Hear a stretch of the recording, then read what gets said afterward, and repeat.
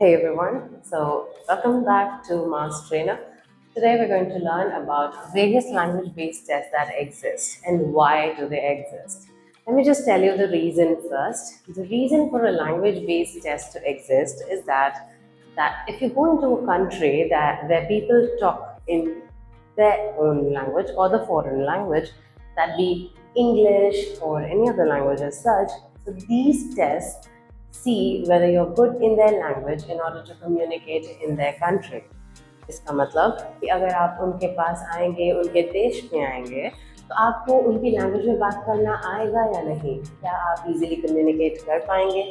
अगर आप एक स्टूडेंट की तरह जा रहे हैं तो क्या आप एज अ स्टूडेंट वहाँ पे प्रॉपरली प्रोफेसर्स के लेक्चर्स समझ पाएंगे, एग्जाम्स लिख पाएंगे, लोगों से कम्युनिकेट कर पाएंगे एंड वन ऑफ देम बन पाएंगे या नहीं। So that is one of the reasons why these language tests happen. Now we're going to talk about what are the different language-based tests. So language-based tests आपको हैं जैसे कि IELTS, PTE, TOEFL, Duolingo. Now कई लोगों को Duolingo के बारे में पता भी होगा। डुओलिंगो में आप अलग अलग लैंग्वेजेस सीख सकते हैं, बट हाँ, डुओलिंगो का एक इंग्लिश बेस्ड टेस्ट भी है जिस टेस्ट से ये डिसाइड होता है कि आप बाहर जा सकते हैं या नहीं। नाउ अब्रॉड कंट्रीज का मतलब है जैसे कि US, so Duolingo is applicable mostly for US. And coming back to TOEFL, TOEFL का फुल फॉर्म है test of English as foreign language. So ये टेस्ट आपको टेस्ट करता है अगेन इंग्लिश पे और इस बेसिस पे देखता है कि आप कितना बेटर परफॉर्म कर पाते हैं।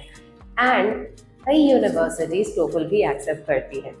मोस्टली टोफल टेस्ट जीआरई के साथ दिया जाता है, इसीलिए कई लोग इसे प्रेफर करते हैं और इसीलिए हम जीआरई टोफल भी कहते हैं। तो GRE इज द टेस्ट जो आपके एप्टीट्यूड को टेस्ट करता है। So mostly it is aptitude and a little vocabulary based test. जैसे आप अगर कोई कंपनी में जा रहे हैं, वहाँ पे आप एप्टीट्यूड टेस्ट देते हैं, तो इस तरह के थोड़े क्वेश्चंस होते हैं एंड इसके क्वेश्चंस फ्रीक्वेंटली अपडेट होते रहते हैं। नाउ कमिंग टू PTE दो तरीके का है। एक है PTE एकेडमिक एंड और एक है PTE कोर। So, कई लोगों को ये डाउट होता है कि PT academic क्या है और PT core क्या है।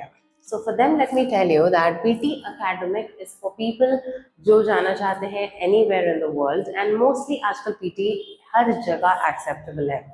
तो PTE academic is all people who want to apply for either PR or want to go for student visa।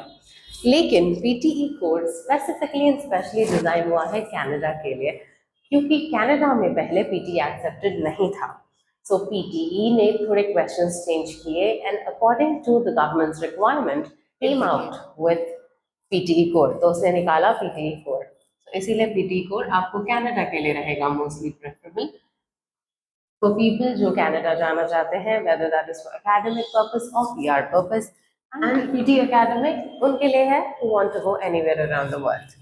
तो PTE का फुल फॉर्म है पियर्सन्स टेस्ट ऑफ इंग्लिश, वेरिन इसमें आपको 22 सेक्शंस होते हैं जिसमें आपको क्वेश्चंस अलग अलग तरीके के दिए जाते हैं and you have to solve those questions. Now IELTS is international English learning testing system, ये है IELTS का फुल फॉर्म। सो IELTS भी आपको 2 टाइप्स का है, जैसे एक है IELTS एकेडमिक और एक है जनरल। तो नाउ IELTS एकेडमिक उनके लिए है जो स्टूडेंट्स बाहर जाना चाहते हैं पढ़ाई करने के लिए, एंड IELTS जनरल उन लोगों के लिए है जो PR अप्लाई करना चाहते हैं। मगर IELTS एक ऐसा टेस्ट है जो widely through out the world acceptable है। एक ऐसा टेस्ट है जिसे हर यूनिवर्सिटी, हर कॉलेज, वो दुबई में, सऊदी में, UK, US, Australia, Canada, everywhere widely accepted है क्योंकि इसकी एग्जिस्टेंस बहुत पुरानी है। सो इन सभी टेस्ट में एक चीज कॉमन है, विच इज इन सारे टेस्ट को 4 मॉड्यूल्स में डिवाइड किया गया है. Now 4 modules are speaking, reading, writing and listening. हाँ, ये तो हम सबको पता है कि किसी भी लैंग्वेज के 4 पहलू होते हैं, जैसे सुनना, समझना, बोल पाना और उसे लिख पाना, राइट. तो इसीलिए हर लैंग्वेज टेस्ट को भी इन्हीं 4 पार्ट्स में डिवाइड किया गया है, which is speaking, reading, writing and listening. So ये बहुत ज़रूरी है कि हम इन 4 मॉड्यूल्स के जो डिफरेंट पार्ट्स हैं, हर टेस्ट में इन 4 मॉड्यूल्स के अलग अलग पार्ट्स होते हैं. सो इन सारे पार्ट्स में हम डिफ्रेंशिएट करके इन्हें सॉल्व कर पाए. तो रीसेंट टाइम्स में टोफल को बहुत आसान बना दिया गया है. दैट इज जनवरी 2026 से टोफल में कई प्रैक्टिकल बेस्ड क्वेश्चन डाल दिए गए हैं, जिससे वो इजी है.